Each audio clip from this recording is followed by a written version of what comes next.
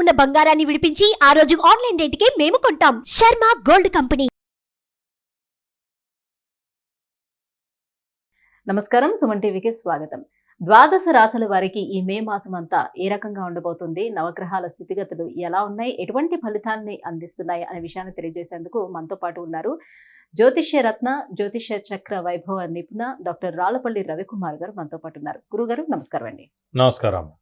గురుగారు, ద్వాదశ రాశుల వారికి ఏ రకంగా ఉండబోతుంది మే మాసం అంతా అనే విషయాన్ని తెలుసుకునే ముందు నవగ్రహాల స్థితిగతులు ఏ రకంగా ఉన్నాయి వాళ్ళ మొత్తం అంతా కూడా. రవి గ్రహం వచ్చేసి మనకి వృషభ రాశిలో ఉన్నారు. అలాగే కుజుడు వచ్చి మనకి మీన రాశిలో ఉన్నారు. అలాగే రాహు వచ్చేసి మనకి అదే మీన రాశిలో ఉన్నారు. అలాగే గురువు వచ్చి మనకి 1 మే నుంచి గురువు మారుతున్నాడు కాబట్టి గురువు మనకి వృషభ రాశిలో ఉన్నారు. అలాగే శని స్వస్థానమైన కుంభరాశిలో ఉన్నారు. అలాగే శుక్రుడు వచ్చేసి మనకి మేషరాశిలో ఉన్నారు. కొన్ని రోజులు మే 15 తారీఖు తర్వాత నుంచి మటుకు వృషభ రాశిలోకి వస్తాడు. అలాగే ఆఖరిగా వచ్చి బుధుడు వచ్చేసి మటుకు మనకి వృషభ రాశిలోకి వస్తాడు. ఇప్పుడు మనకి నర్మదా నది పుష్కరాలు కూడా స్టార్ట్ అండి 1 మే నుంచి. మనం ఎప్పుడైనా సరే ఒక రాశి నుంచి ఇంకో రాశికి గురువు మారినప్పుడు ఎలా చూసుకోవాలంటే, పుష్కరాలు ఎప్పుడైతే ఆరంభం అవుతాయో ఆ రోజు నుంచే మనకి గురువు ఒక రాశి నుంచి ఇంకో రాశిలోకి మారుతున్నట్టు అన్నమాట. బట్ 1 మే నుంచి మటుకు మనకి వృషభ రాశిలోకి గురువు ప్రవేశించాడు. ఈ సంవత్సర కాలం అంతా కూడా మనకి కేవలం ఒక సంవత్సర కాలం ఉంటాడు. సంవత్సర కాలం ఉంటుంది. అందుకే 12 రాశులు కాబట్టి 12 ఒక్కొక్క సంవత్సరం కలిపితే పుష్కర కాలం అంటారు మనం. సో అందుకే 12 సంవత్సరాలకి పుష్కరం అంటారు. గురుగారు, ఈ మే మాసం అంతా కన్యా రాశి వారికి ఏ రకంగా ఉండిపోతుంది? వాళ్ళు ఎటువంటి ప్రికాషన్స్ తీసుకోవాల్సిన అవసరం ఉంటుంది? కన్యా రాశి అనగానే మనకి ఉత్తర 2, 3, 4 పాదాలు, హస్త 1, 2, 3, 4 పాదాలు, చిత్త 1, 2 పాదాలు, ఈ నక్షత్రాల సమూహం అంతా మనకి కన్యా రాశిలోకి వస్తుంది. ఈ రాశి వారికి అత్యుత్తమంగా ఉందని చెప్పుకోవాలి. ఎందుకంటే మొన్నటిదాకా 2 ఏళ్ల నుంచి, అంటే ఒక ఏడాది నుంచి అయితే అష్టమ స్థానంలో ముఖ్యంగా గురువు ఉండిపోవడం, అలాగే రాహు కూడా అష్టమ స్థానంలో ఉండడం, ఇవన్నీ కూడా జరిగాయి. సో దేవుడి వల్ల ఇప్పుడు మనకి గురువు మటుకు భాగ్యస్థానంలో వచ్చి గురుబలం అనేది, దైవబలం అనేది, దైవానుగ్రహం పరిపూర్ణంగా వచ్చిందండి. అలాగే శని కూడా మనకి 6వ స్థానంలో చాలా బాగున్నాడు. 6వ స్థానం అంటే డెట్స్, మిజరీస్, ఎనిమీస్, అంటే అప్పులు, అనారోగ్యం, అలాగే శత్రువులు. సో శత్రువులు ఎవరు ఉండరండి. అలాగే ఆరోగ్యం అనేది చాలా బాగుంటుంది. అప్పులు అనేవి కూడా తీరిపోతాయి. సో ముఖ్యంగా శని అక్కడ ఉన్నందుకు. అలాగే శని ఉద్యోగకారకుడు, ప్రొఫెషన్ కారకుడు, ముఖ్యంగా ఆరోగ్యం, ఆయుష్ కూడా. సో ఆరోగ్యం బాగుంటుంది, ఆయుష్ బాగుంటుంది, వృత్తి బాగుంటుంది, ప్రొఫెషన్ బాగుంటుంది, ఉద్యోగం కూడా చాలా బాగుంటుంది అని చెప్పుకోవాలి కన్యా రాశి వారికి. అలాగే భాగ్యస్థానంలో గురువు వచ్చినందుకు దైవబలం, దైవానుగ్రహం పరిపూర్ణంగా ఉండడం, తీర్థయాత్రలు దర్శించడం, గురువుని దర్శించడం, గురువు యొక్క బ్లెస్సింగ్స్ తీసుకోవడం, దైవ దర్శనం చేసుకోవడం, శ్రమకాలం ధనం వ్యర్థం కాకుండా ఉండడం, అవసరానికి డబ్బులు సమకూరడం, రావాల్సిన బాకీలు వసూలు అవడం, ఎక్విషన్స్ కలిసి రావడం, మధ్యవర్తిత్వం సఫలీకృతం అవడం, సో వ్యాపారస్తులకు కూడా పట్టిందలా బంగారం అవడం, కొత్త వ్యాపారం స్టార్ట్ చేసుకోవచ్చు, ఎక్స్పాన్షన్కి వెళ్ళచ్చు, అప్పులన్నీ కూడా తీరుతాయి, కొత్త అప్పులు చేయక్కర్లేదు, మీరు ఇచ్చిన క్రెడిట్స్ ఏవన్నీ అవన్నీ కూడా తప్పడం వెనక్కి వస్తాయి. సో ఇలాగే అంటే ఉద్యోగస్తులకి మనకి ప్రమోషన్స్ చెప్పవచ్చు, అలాగే నిరుద్యోగులకి ఉద్యోగం రావడం, అలాగే వివాహం కాని వారికి వివాహం అవడం, సంతానం లేని వారికి సంతానం కలగడం, అలాగే ఆరోగ్యం, ఆయుష్ బాగుండడం, ఇవన్నీ కూడా జరుగుతాయండి కన్యా రాశి వారికి. ప్రస్తుతం మటుకు ఒక్క నెల మటుకు 7వ స్థానంలో కుజరాహులు ఉండడం చేత భర్త లేదా భార్యకి చిన్న యాక్సిడెంట్ జరగడం కానీ, చిన్న మాట పట్టింపు రావడం కానీ, కొంచెం అన్యోన్యత లోపించడం కానీ ఈ ఒక్క నెలలాళ్ళు ఉంటుందండి. ఎందుకంటే కుజరాహులు కలయిక 7వ స్థానం. సప్తమ అంటే ఇదివరకు కూడా చెప్పుకున్నాం మనం, భార్య భర్తలు కానివ్వండి, లేదంటే ఇమీడియట్ బాస్ కానివ్వండి, లేదంటే పార్ట్నర్, బిజినెస్ పార్ట్నర్ కానీ.